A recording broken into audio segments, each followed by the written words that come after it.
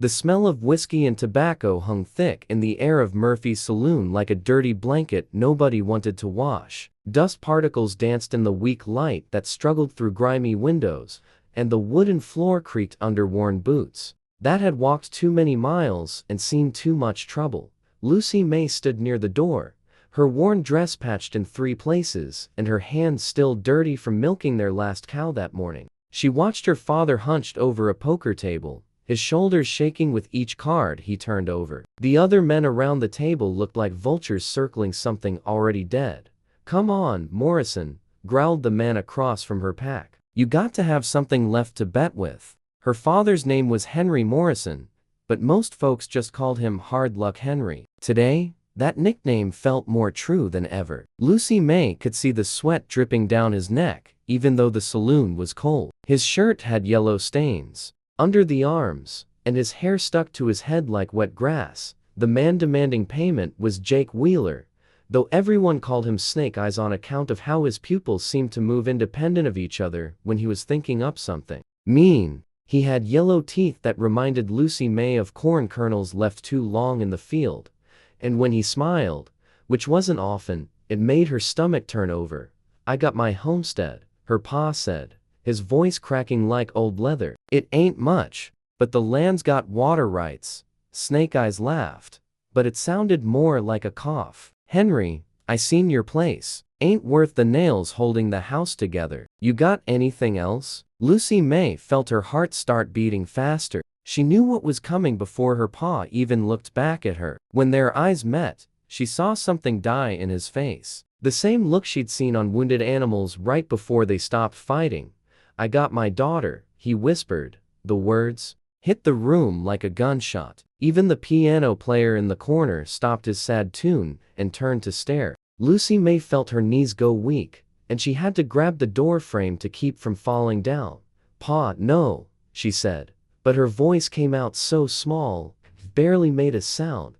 Snake Eyes looked her up and down like she was a horse he might buy. His eyes lingered places that made her want to run outside and scrub herself clean. "She's a bit skinny, but I suppose she'll do." "How old is she?" 19, her pa said without looking at her. "She's a hard worker. Cooks, cleans, knows how to take care of things." Lucy May wanted to scream, but no sound would come out. This couldn't be happening. Pa had always been weak, always choosing the bottle over responsibility, but she never thought he'd sink this low. She thought of her ma, who died of the fever 2 winters back, and wondered what she'd say if she could see this moment. "Well now," Snake Eyes said, leaning back in his chair, "that changes things considerable. I could use another girl at my establishment. Young ones bring in more money." The other men at the table shifted uncomfortably. Even gamblers and drifters had limits, and they could smell the evil coming off Snake Eyes like smoke from a fire. But nobody spoke up. In places like Copper Creek, people minded their own business, even when someone else's business was wrong. "She'll work off your debt," Snake Eyes continued. "Course, with room and board, clothing, and other expenses, it might take a while. Maybe 10 years, maybe 20. Depends on how hard she works." Lucy May knew what he meant. She'd heard stories about Snake Eyes Wheeler and the girls who worked for him. Once you went into his place, you never came out. He made sure of that through threats, violence, and contracts written to trap people forever. Her pa signed the papers with a shaking hand. The ink was still wet when Snake Eyes stood up and walked over to her. Up close, he smelled like old meat and cheaper whiskey. When he grabbed her arm, his fingers felt like cold bones. "Come along, girl. Time to start earning your keep." Lucy May looked around the saloon one last time, hoping someone would help her. Most of the men stared at their drinks or suddenly found the floor very interesting. But in the far corner, she noticed one man watching everything with steady gray eyes. He was older, maybe 40, with sun-weathered skin and calloused hands that suggested honest work. Unlike the others, he didn't look away when their eyes met. His name was Tom Brennan, though Lucy May didn't know that yet. He owned a small ranch north of town and came to the saloon maybe once a month for supplies and news. He wasn't much for talking, but he listened well and treated everyone with respect, even the girls who worked for Snake Eyes. Tom had seen a lot of bad things in his 43 years. He'd fought in the war, lost his young wife to sickness, and watched good people get crushed by circumstances beyond their control. But something about this moment hit him different. Maybe it was the girl's brave face even though her world was falling apart. Maybe it was the shame he saw in her father's eyes, or the evil satisfaction on Snake Eyes' face. Whatever it was, Tom Brennan felt something stir in his chest that had been sleeping for a long time. He watched Snake Eyes drag the girl toward the door, and he made a decision that would change both their lives forever. "Hold on there, Wheeler," Tom said, his voice cutting through the smoky air like a sharp knife. Snake Eyes stopped and turned around. "This ain't your concern, Brennan." "Maybe not," Tom said, standing up slowly. "But I might be interested in making a business deal." Snake Eyes' eyes lit up like candles. He could smell money, and money always interested him more than anything else. "What kind of deal?" "The kind where everybody gets what they want," Tom said. He pulled out a leather pouch from his vest pocket, and the sound of coins clinking together made everyone in the saloon pay attention.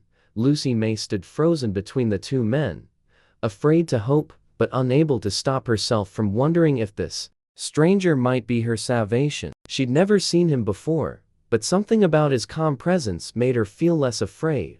Tom opened the pouch and poured gold coins onto the poker table. They gleamed in the dim light like fallen stars. More money than most people in Copper Creek saw in a year. "I'll buy her contract outright. Full payment. Right now." Snake Eyes licked his lips like a hungry animal. His greedy eyes counted the coins twice, then a third time. The amount was more than he'd make off the girl in 5 years, maybe 10. But once he took the money, he'd lose control over her, and Snake Eyes Wheeler didn't like losing control over anything. "She's worth more than that," he said.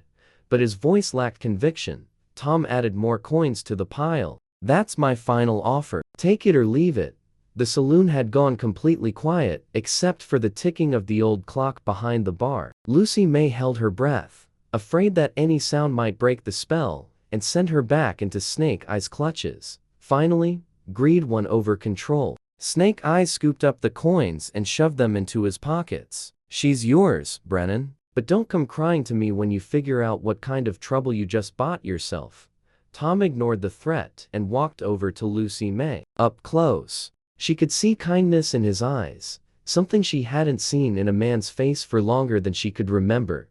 "You're free to go wherever you want, miss," he said quietly. "The contract's paid in full." Then he turned and walked out of the saloon, leaving Lucy May standing there with freedom she'd never expected to taste again. She looked at her father one last time, but he couldn't meet her eyes. Snake Eyes had already moved on to terrorizing someone else. Lucy May walked outside into the afternoon sun, blinking like someone emerging from a cave. For the first time in years, she belonged to no one but herself. The feeling was so overwhelming she almost couldn't handle it. But freedom, without direction, was just another kind of prison, and Lucy May had no idea what came next. 3 weeks felt like 3 years to Lucy May. Every morning, she woke up in a tiny room above Snake Eyes Wheeler's saloon, hoping the nightmare would end but knowing it was just beginning. The walls were thin as paper, and she could hear everything that happened downstairs: the drunken laughter, the breaking glass, and sounds that made her pull her thin blanket over her head. Her hands were raw from scrubbing floors with lye soap that burned her skin. The other girls who worked there had warned her to keep her head down and never look Snake Eyes directly in the eye. "He don't like girls who think too much," whispered Belle, an older woman with sad eyes and bruises on her arms. "Just do what he says and try to disappear." But disappearing was harder than it sounded. Snake Eyes watched Lucy May like a hawk circling a rabbit. He seemed to enjoy seeing her jump every time he spoke her name. Worse yet, he kept a ledger book where he wrote down everything she owed him, not just her father's gambling debt, but charges for her food, her tiny room, even the soap she used to clean his floors. "Let's see here," he'd say every few days, running his dirty finger down the pages. "Room and board for the week, $3. Meals, $2. Soap and cleaning supplies, 50 cents. Oh, and you broke that glass yesterday, so that's another 25 cents. Lucy May knew the numbers didn't add up right, but she couldn't read well enough to argue. Every week, instead of paying down her father's debt, she seemed to owe more money. It was like trying to climb out of a hole while someone kept making it deeper. The worst part wasn't the work or even Snake Eyes' cruel games. It was watching the hope die in the other girls' faces. Some had been there so long they couldn't remember what freedom felt like. They moved through their days like ghosts, doing what they were told without thinking or feeling. Lucy May promised herself she wouldn't become like that. Every night, she'd whisper her real name to herself in the darkness, Lucy May Morrison, just to remember who she used to be. She'd think about her mother's garden, the way wildflowers looked in spring, and the sound of wind through wheat fields. These memories were all she had left of the person she'd been before. On this particular Thursday afternoon, the heat was so thick you could almost grab it with your hands. The saloon felt like the inside of an oven, and even the FLIs seemed too tired to buzz around properly. Lucy May was wiping down tables when she heard the familiar creak of the batwing doors. Most men who entered Wheeler's place came in loud and drunk, ready to spend money on things that would shame them come morning. But this man walked in quiet and steady, like he owned every step. Lucy May looked up and recognized him immediately, the same gray-eyed stranger who'd watched her father trade her away 3 weeks ago. Tom Brennan looked around the saloon with calm eyes that missed nothing. His clothes were clean but simple, the kind worn by men who worked with their hands, but took pride in their appearance. His boots were dusty from riding, and his hat was pushed back just enough to show brown hair, touched with gray at the temples. Snake Eyes came out from behind the bar with his biggest fake smile. He could smell money on certain men, and Tom Brennan had that look about him, the look of someone who paid his debts and kept his word. Well, if it ain't Tom Brennan, Snake Eyes said, wiping his hands on a dirty apron. Don't see you in here too often. What brings you to my establishment? Tom didn't return the smile. He never was one for small talk, especially with men like Wheeler. I want to buy the girl's contract, he said, his voice steady as stone. The words hit Lucy May like lightning. She nearly dropped the glass she was holding, and her heart started beating so fast she thought everyone could hear it. Someone wanted to buy her freedom? But why? She'd never spoken to this man, didn't even know his name. Snake Eyes laughed, but it sounded nervous. Now hold on there, Brennan. That girl's worth a lot of money to me. She's young, strong, learns quick. I got big plans for her. How much? Tom asked, ignoring the threat in Wheeler's voice. Snake Eyes walked over to his ledger book and made a show of adding up numbers. His tongue stuck out the corner of his mouth as he pretended to calculate, but Lucy May could tell he was just trying to come up with the highest price he thought he could get away with. Well, let's see, he said slowly. Original debt was $50. But then there's room and board for 3 weeks, meals, supplies, and the cost of training her proper. I'd say $200 ought to cover it. $200 was more money than most people saw in their entire lives. It was enough to buy a good horse, a year's worth of supplies, or a small piece of land. Snake Eyes was sure no one would pay such an outrageous price for one person's freedom, but Tom Brennan reached into his vest without hesitation. He pulled out a leather pouch that clinked with the sound of real gold coins. Lucy May watched in amazement as he counted out the money onto the poker table, his weathered hands steady as rocks. $200, Tom said simply. Drop the papers. Snake Eyes' eyes went wide as silver dollars. His greed was fighting with his desire to keep control over Lucy May, and for a moment, Lucy May was afraid greed might lose. But the sight of all that gold was too much for him to resist.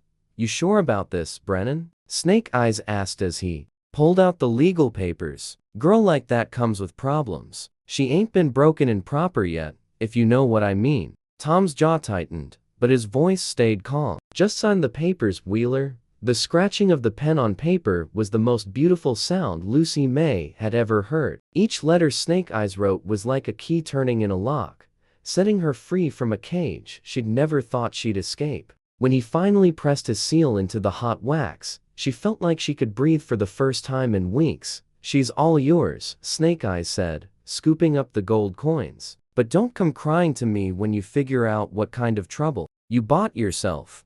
Tom ignored him completely. He walked over to where Lucy May stood frozen by the table, still not quite believing what had just happened. Up close, she could see lines around his eyes that spoke of hard work and honest living. His presence was calm and steady, like a mountain that had weathered many storms. "You're free to go wherever you choose, miss," he said quietly. "The contract's paid in full." Then he turned and walked toward the door, his boots clicking against the wooden floor. Lucy May stood there for a moment, overwhelmed by the sudden change in her circumstances. Freedom was something she'd stopped believing in, and now it was being handed to her by a complete stranger who expected nothing in return. "Wait," she called out, finding her voice at last. Tom stopped and turned back to her, his gray eyes patient and kind. "Why?" she asked. It was the only word she could manage, but it contained everything she needed to know. Tom was quiet for a long moment, as if he was deciding how much truth to share. Finally, he said, "Because everyone deserves a chance to choose their own path." Then he walked out into the afternoon sun, leaving Lucy May standing in the doorway between her old life and whatever came next. For the first time in 3 weeks, the future held possibilities instead of just fear. Lucy May stood in the dusty street outside Snake Eye Saloon for what felt like hours, though the sun had barely moved across the sky. Freedom was a strange thing when you'd forgotten how to use it. Her legs felt wobbly, like a newborn calf trying to stand for the first time. Every few minutes, she'd look back at the saloon doors, half expecting Snake Eyes to come charging out and drag her back inside. The afternoon heat pressed down on her shoulders like a heavy blanket, but she didn't move. Where could she go? Her father had made it clear she wasn't welcome back at their broken-down homestead, assuming he was even still there. Most likely, he'd drunk himself into another poker game by now, ready to lose whatever scraps he had left. She had no money in her pockets, no friends in town, and nowhere to sleep when darkness came. The dress she wore was the same one she'd had on 3 weeks ago, now stained with lye soap and smelling like the saloon's tobacco smoke. Her stomach growled, reminding her that she'd barely eaten anything that morning. Other folks walked past her on the wooden sidewalk, but nobody met her eyes. In a town like Copper Creek, people knew better than to get involved in other people's troubles. She was just another lost soul in a place full of them, and everyone had their own problems to worry about. The sound of wagon wheels on dirt made her look up. Tom Brennan's buckboard was rolling down the main street, pulled by 2 sturdy bay horses that looked well fed and cared for. He sat straight on the wagon seat, his hand steady on the reins, looking like a man who knew exactly where he was going and why. When he pulled up beside her, Lucy May took a step back. She'd learned to be suspicious of men who offered help, especially after what had just happened in the saloon. But Tom's gray eyes held the same calm kindness she'd seen inside, and his voice was gentle when he spoke. "You got somewhere to go, miss?" he asked. Lucy May shook her head, not trusting her voice to work properly. The simple question seemed to open up all the fear and uncertainty she'd been trying to keep locked away. Tom nodded like he'd expected that answer. "I've got a ranch about 10 miles north of here. My housekeeper, Mrs. Rodriguez, could use help with the cooking and cleaning if you're willing to work for fair wages. Room and board included, and you're free to leave anytime you want." The offer sounded too good to be true, which made Lucy May even more suspicious. In her experience, when something seemed too good to be true, it usually was. But what choice did she have? She could stand in this street until the sun went down, or she could take a chance on the only person who'd shown her any kindness in weeks. "What kind of work?" she asked, her voice barely above a whisper. "Honest work," Tom said simply. "Cooking, cleaning, maybe helping with the vegetable garden. Mrs. Rodriguez is getting older, and the house is bigger than one person can manage alone." Lucy May looked at his weathered hands holding the reins. They were the hands of someone who worked hard for everything he had, with old scars and calluses that spoke of years spent building something worthwhile. She'd learned to read men's hands during her time at the saloon. Some hands took what they wanted, while others earned what they got. "Why would you help me?" she asked. Tom was quiet for a moment, looking down the street toward the mountains in the distance. "Everyone deserves a chance to start over," he said finally. "Seems to me you could use one." Lucy May climbed onto the wagon seat, her whole body trembling with exhaustion and nerves. As they rolled out of town, she kept expecting Tom to change, to show his true intentions now that they were alone. But he just drove in comfortable silence, occasionally pointing out landmarks or commenting on the weather. The Brennan Ranch sat in a valley surrounded by rolling hills covered in grass that waved like a green ocean in the wind. The house was built from local stone and timber, not fancy but solid and well maintained. Cattle dotted the pastures, fat and healthy looking, and she could hear the sound of water running somewhere nearby. Mrs. Rodriguez came out to meet them before the wagon even stopped rolling. She was a small woman with silver hair braided down her back and eyes that crinkled at the corners from years of smiling. Her dress was simple but clean, and flour dusted her hands like she'd been interrupted in the middle of making bread. "This is Lucy May," Tom said as he helped her down from the wagon. "She'll be helping you around the house if that suits you both." Mrs. Rodriguez looked Lucy May up and down, but not in the cruel way Snake Eyes had done. Her gaze was warm and understanding, like she could see past the fear and exhaustion to the person underneath. "Mija, you look like you haven't had a good meal in weeks," she said, her voice carrying a slight accent that made the words sound like music. "Come inside. We'll get you fed and cleaned up. Then we can talk about work." The inside of the house was a revelation. Everything was clean and comfortable without being fancy. Handmade furniture filled the rooms, and colorful blankets hung on the walls. The kitchen smelled like fresh bread and cinnamon, making Lucy May's stomach growl so loud she was embarrassed. Mrs. Rodriguez bustled around, heating water for washing and pulling food from the pantry. She set a plate in front of Lucy May loaded with warm tortillas, beans, and eggs cooked with peppers that made her mouth water. It was the first real meal she'd had since leaving her father's homestead. "Eat, Mija," Mrs. Rodriguez said, settling into the chair across from her. "Food tastes better when you don't have to worry about where the next meal is coming from." Between bites, Lucy May learned about life on the Brennan Ranch. Mrs. Rodriguez had worked there for 5 years, since shortly after Tom's wife died of the fever. Her husband Carlos was the ranch foreman, and they lived in a small house near the barn. Tom kept to himself mostly, rising before dawn to tend his cattle and working until sunset to keep everything running smoothly. "He's a good man," Mrs. Rodriguez said quietly. "Pays fair wages, treats everyone with respect, never asks more than he's willing to give himself. But he's been alone too long. Grief can make a person forget how to live with others." After the meal, Mrs. Rodriguez showed Lucy May to a small room at the back of the house. It had a real bed with clean sheets, a washstand with a mirror, and a window that looked out over the vegetable garden. It was the first space that had belonged to her alone since leaving her family's homestead.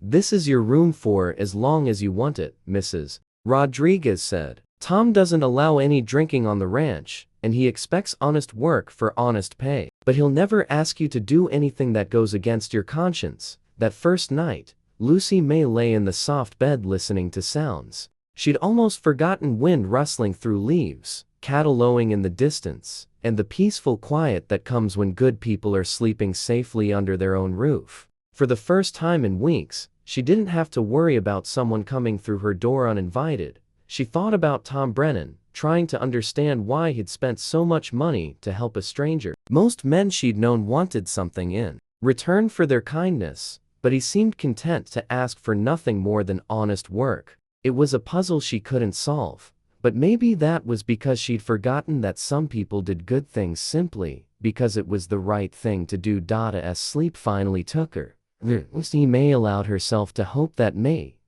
just maybe, she'd found a place where she could start to heal from everything that had happened. Tomorrow would bring new challenges, but for tonight, she was safe, fed, and free to dream of better days ahead. Autumn came to the Brennan Ranch like a gentle friend, painting the hills in shades of gold and red that took Lucy May's breath away. She'd been there 3 months now, and each morning felt like a small miracle. No one shook her awake before dawn. No one watched her every move with hungry eyes. No one threatened her or made her feel like she was walking on broken glass. The work was honest and satisfying in ways she'd forgotten work could be. She helped Mrs. Rodriguez prepare meals that filled the house with wonderful smells: beef stew, with fresh vegetables from their garden, cornbread that crumbled perfectly in your mouth, and apple pies made from fruit they'd picked themselves. Her hands, once raw from scrubbing floors with harsh soap, were now soft from kneading bread dough and gentle from tending the herb garden. Mrs. Rodriguez had become like the mother she'd lost years ago. The older woman taught her secrets that couldn't be found in any cookbook: how to tell when bread was ready just by the sound it made when you tapped the crust, how to season beans so they tasted like a warm hug, and how to make tortillas so light they seemed to float off the plate. Cooking is about more than feeding the body, Mrs. Rodriguez would say as they worked side by side. When you cook with love, people can taste it. Food becomes medicine for the heart. But it was Tom Brennan who remained the biggest mystery. Every morning, she'd see him through the kitchen window, already up and working before the sun painted the sky pink. He moved around his ranch with quiet purpose, checking on his cattle, mending fences, and doing the 100 small tasks that kept everything running smoothly. He treated her with respectful distance, never presuming on his act of buying her freedom, or making her feel indebted beyond the honest work they'd agreed upon. When he spoke to her, which wasn't often, his words were always polite and considerate. "Morning, Miss Lucy May. Hope you slept well," or "Thank you for the fine meal. Mrs. Rodriguez is lucky to have your help." But she could feel him watching her sometimes when he thought she wasn't looking. Not in the predatory way Snake Eyes had watched her, but with something that looked almost like concern, as if he was making sure she was really all right, really safe, really healing from whatever had happened to her before. Lucy May learned Tom's story in pieces, like putting together a puzzle, one small fragment at a time. Carlos, Mrs. Rodriguez's husband, told her that Tom had been a cavalry officer during the war, a man who'd seen too much death and destruction. He'd come west looking for peace and found it in this valley, building his ranch with his own hands and his young wife by his side. She was beautiful, that one, Mrs. Rodriguez said one evening as they sat on the porch snapping green beans. Bright as sunshine and twice as warm. Elena was her name. She could make Tom laugh until his sides hurt, something nobody's managed to do since she passed. The fever had taken Elena 5 years ago, along with their unborn child. Tom had buried them on the hill overlooking the ranch, under an oak tree where wildflowers bloomed every spring. Since then, he'd thrown himself into his work, rising early and working late, as if keeping busy could keep the loneliness at bay. He blames himself, Mrs. Rodriguez continued, her weathered hands never pausing in their work. Thinks he should have been able to save them somehow. Men do that. They think they can fix everything, protect everyone. When they can't, it breaks something inside. Lucy May understood that kind of breaking. She'd felt it herself when her pa signed those papers, trading her away like she was nothing more than livestock. The difference was that Tom's breaking had come from love lost, while hers had come from discovering she'd never been loved at all. The turning point came during the first big storm of October. Lucy May woke up in the middle of the night feeling like her head was full of cotton and her body was on fire. She tried to get up to fetch some water, but her legs wouldn't hold her weight. She collapsed on the wooden floor, shivering despite the fever that burned through her like wildfire. Mrs. Rodriguez found her there the next morning and immediately sent Carlos to fetch Tom from the barn. Lucy May drifted in and out of consciousness as they carried her back to bed, her mind foggy with fever and fear. She kept mumbling apologies, terrified that being sick would somehow get her thrown out of the only safe place she'd known in years. "Shh, me," Mrs. Rodriguez soothed, pressing a cool cloth to her burning forehead. "You're not going anywhere. We take care of our own here." For 3 days, the fever raged through her body like a prairie fire. She drifted between waking and sleeping, sometimes not sure which was which. In her delirium, she called out for her mother, reliving the night fever had taken her to. She wept for all the innocence she'd lost, all the trust that had been broken, all the dreams that had died. Along the way, through it all, Tom was there. He brought cool water from the well and gentle broth that Mrs. Rodriguez made specially for the sick. When Lucy May thrashed in her sleep, crying out from nightmares, he sat beside her bed and spoke in low, soothing tones. "You're safe now," he'd say, his voice steady as bedrock. "Nobody's going to hurt you here. Just rest and get better." Sometimes, in her fevered dreams, she thought he was holding her hand. The touch was gentle and protective, nothing like the rough hands that had grabbed her in the saloon. It anchored her somehow, keeping her from drifting too far into the darkness that threatened to swallow her whole. On the fourth morning, the fever finally broke. Lucy May opened her eyes to find sunlight streaming through her window and Tom asleep. In the chair beside her bed, his head was tilted back against the wall, and exhaustion lined his face like he hadn't slept properly in days. A cup of water sat on the table beside him, still cool to the touch. She tried to sit up, and the small movement woke him instantly. His gray eyes focused on her with relief so profound it took her breath away. "How are you feeling?" he asked, leaning forward to study her face. "Better," she whispered, though her voice came out scratchy as sandpaper. "How long was I sick?" 3 days. Mrs. Rodriguez was starting to talk about sending for the doctor in town. Lucy May looked at him more carefully, noticing the worry lines around his eyes and the way his clothes looked like he'd slept in them. "You stayed with me." It wasn't a question, but Tom nodded anyway. "Couldn't leave you alone when you were that sick. You kept calling for your mother." Tears filled her eyes, though she wasn't sure if they came from weakness or gratitude. "She died when I was 17. Fever, just like this." "I'm sorry," Tom said quietly. "Losing your mother is hard. At any age, but 17. That's too young to face the world alone." Something in his voice made her look at him differently. His quiet strength wasn't weakness, it was the confidence of a man who had nothing to prove to anyone. His gentleness wasn't calculated, it was just part of who he was, as natural as breathing.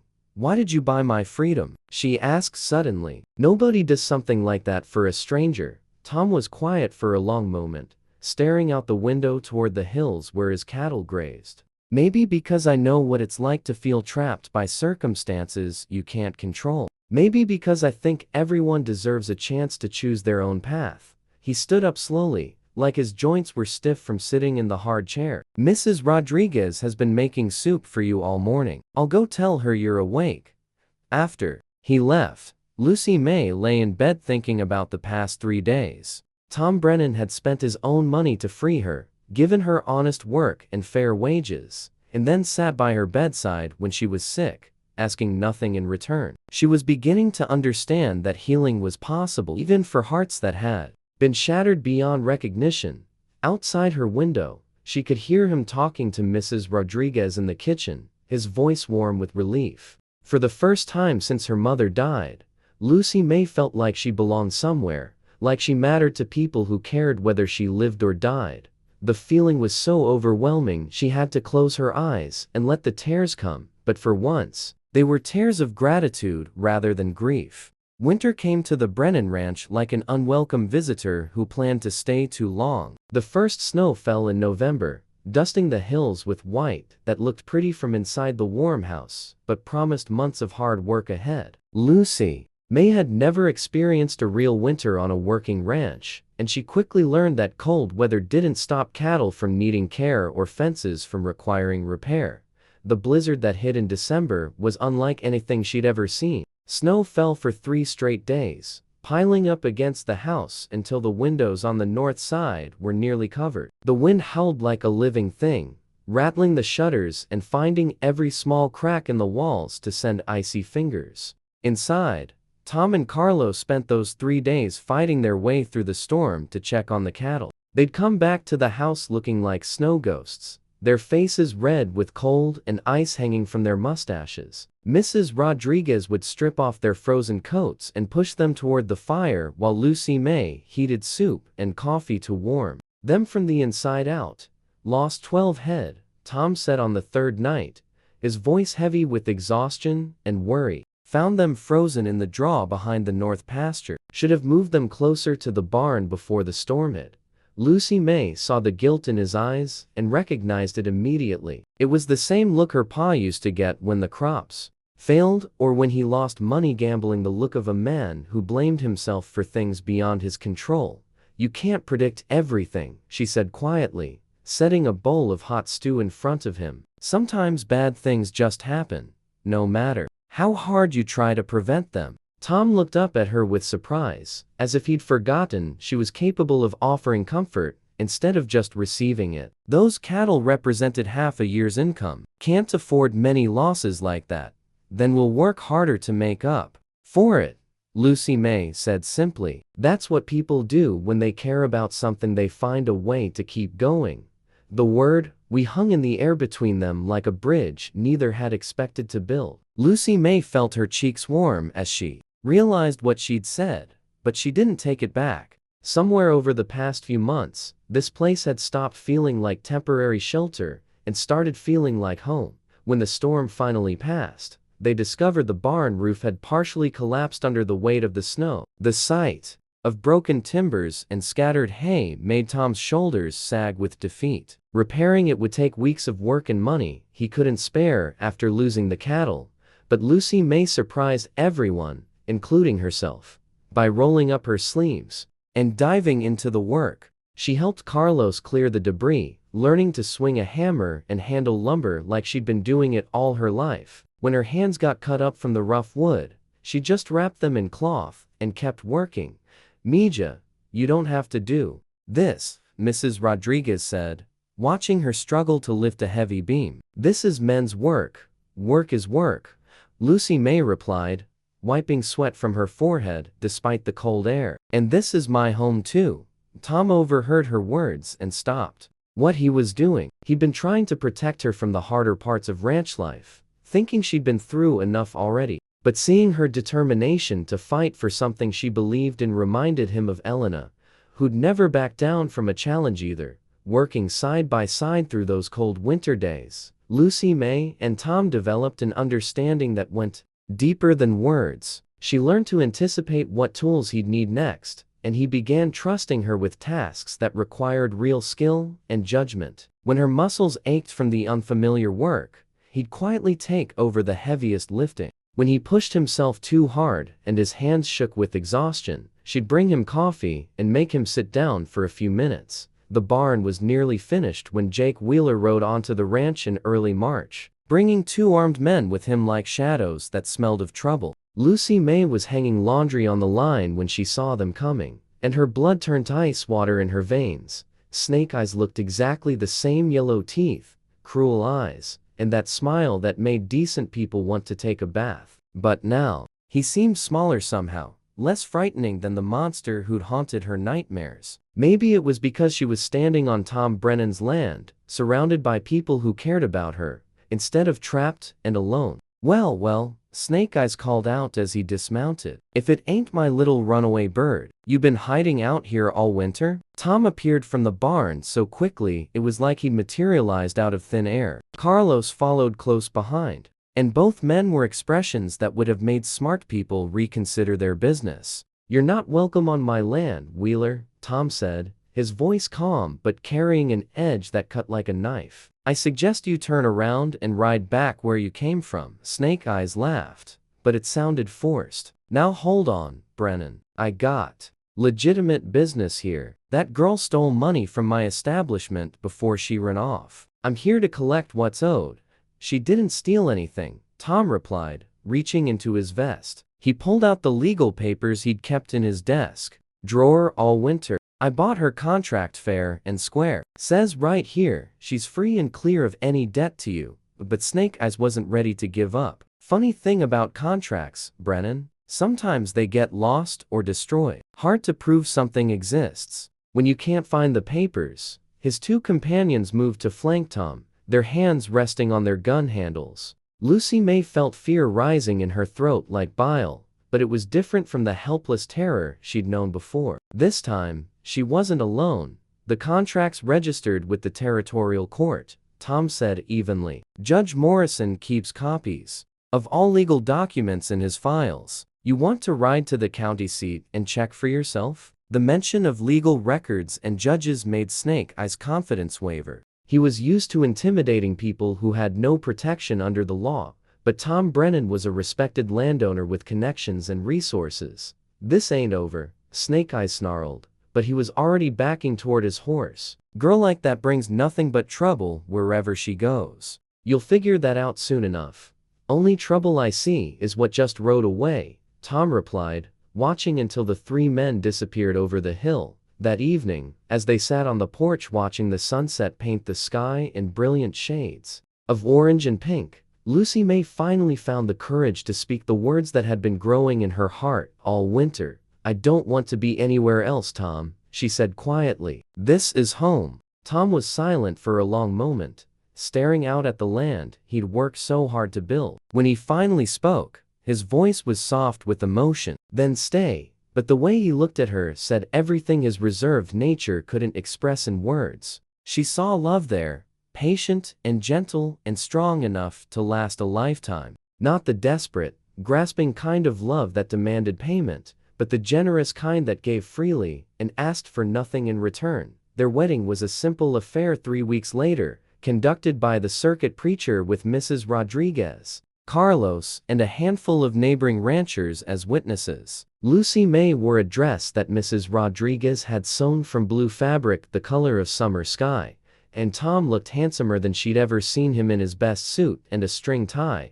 When the preacher asked if she took Thomas Brennan to be her husband, Lucy May's voice rang out clear and strong, "I do." And when Tom promised to love and protect her for as long as they both lived, she believed him completely. As they stood together on their land that evening, watching their cattle graze in the spring grass, both Tom and Lucy May, they'd found something rarer than gold in the harsh frontier. They'd found a love that could heal old wounds and build new dreams. The quiet rancher had bought her freedom with his savings, but she had freely given him her heart. Together, they created a home where broken things could be made whole again, where the past couldn't destroy the future, and where love was measured not in grand gestures, but in daily acts of kindness and care. Lucy May Morrison had become Lucy May Brennan, transforming from a woman who'd been traded for a gambling debt into a partner in a love built on mutual respect, shared values, and the quiet understanding that some things in life are worth fighting to keep.